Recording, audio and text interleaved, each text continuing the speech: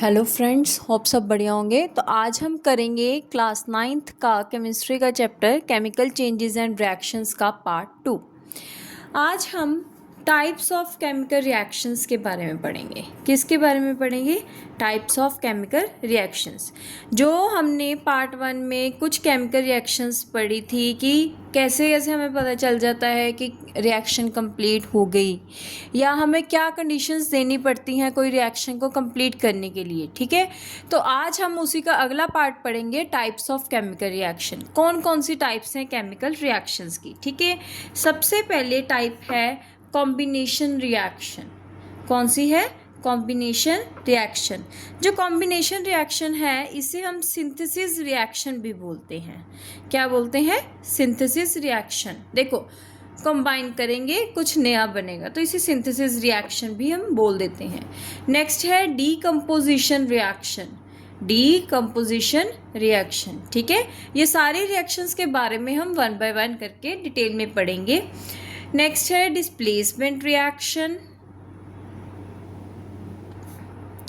And last one is double displacement reaction. Double displacement reaction.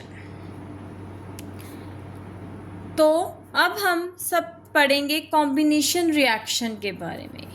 ठीक है, combination reaction. देखो, नाम से पता चल रहा है क्या करेंगे, दो मेटल्स या दो नॉन मेटल्स या फिर मेटल ऑक्सीजन, मतलब कोई भी दो जो सब्सटेंसेस हैं वो क्या करेंगे, कंबाइन करेंगे और कुछ नया बना देंगे। उसे हम क्या बोलेंगे? Combination reaction. ठीक है, डायरेक्ट भी कंबाइन करेंगे और इनसे कुछ नया बन रहा है तो इसे हम सिंथेसिस रिएक्शन भी बोल रहे हैं। जैसे A + B give rise to AB। A + B give rise to AB, तो ये क्या है? कॉम्बिनेशन रिएक्शन है। इसकी हमारी बहुत कॉमन एग्जांपल है nitrogen + hydrogen give rise to ammonia. Give rise to ammonia. ठीक है, देखो इसमें दो चीज़ें कंबाइन होके हमारी जो थर्ड चीज़ है वो बन चुकी है। ठीक है, रिएक्टेंट्स और प्रोडक्ट, दो रिएक्टेंट्स मिलके हमारे क्या नया प्रोडक्ट बना दिया। ठीक है, इसमें एग्जांपल ये भी आ सकते हैं कि कोई भी नॉन मेटल या मेटल ऑक्सीजन के साथ रिएक्ट करके मेटालिक ऑक्साइड या नॉन मेटालिक ऑक्साइड भी बना सकते हैं। ठीक है, या फिर जैसे जैसे क्विक लाइम है वो वाटर के साथ रिएक्ट करके स्लेट लाइम बना देता है। ठीक है, इसकी जो क्विक लाइम वाली रिएक्शन है वो आपको ज़रूर याद होनी चाहिए, क्योंकि बच्चे ना क्विक लाइम और स्लेट लाइम में कंफ्यूज हो जाते हैं और बहुत ज़्यादा इसको पूछते हैं। क्विक लाइम में जब हम वाटर ऐड करते हैं तो क्या बनेगा? स्लेक्ड लाइम बनेगा। क्या बनेगा? स्लेक्ड लाइम बनेगा। ठीक है, और ये एक आपकी एक्सोथर्मिक रिएक्शन की भी एग्जांपल है। इसमें मतलब जब इन दोनों को हम रिएक्ट करते हैं ना तो स्लेट लाइम के साथ बहुत ज़्यादा हीट प्रोड्यूस होती है। ठीक है, तो ये किसकी एग्जांपल हुई? Exothermic reaction. अभी मैंने एक वर्ड बोला, एक्सोथर्मिक रिएक्शन। Exothermic reaction.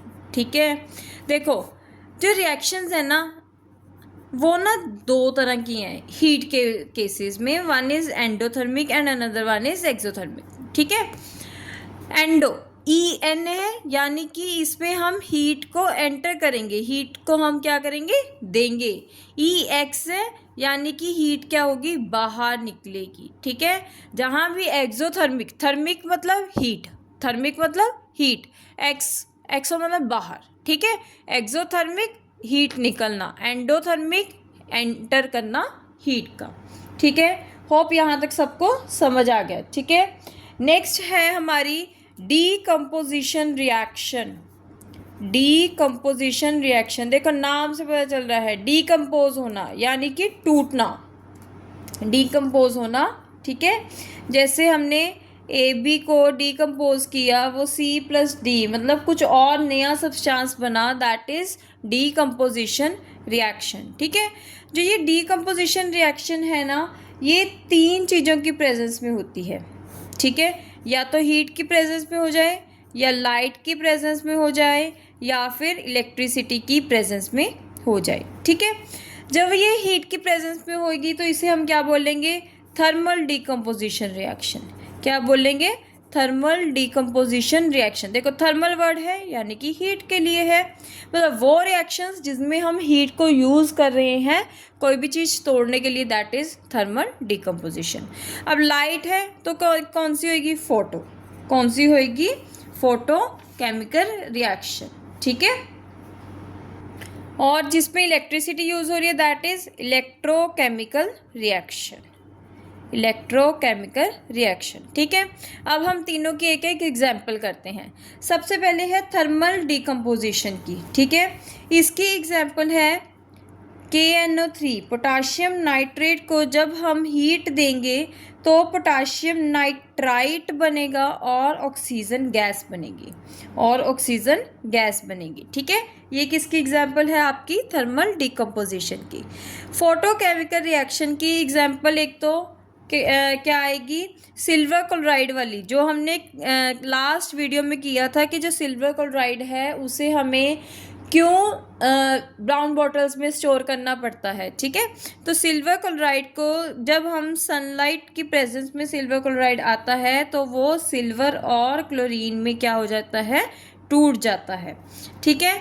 और इलेक्ट्रोकेमिकल रिएक्शन की कौन सी एग्जाम्पल आएगी? बहुत कॉमन एग्जाम्पल है वाटर की। जब हम ब्रेक डाउन करते हैं तो वो किसकी प्रेजेंस में होगा? इलेक्ट्रिक करंट की। अगर हम उसमें इलेक्ट्रिसिटी नहीं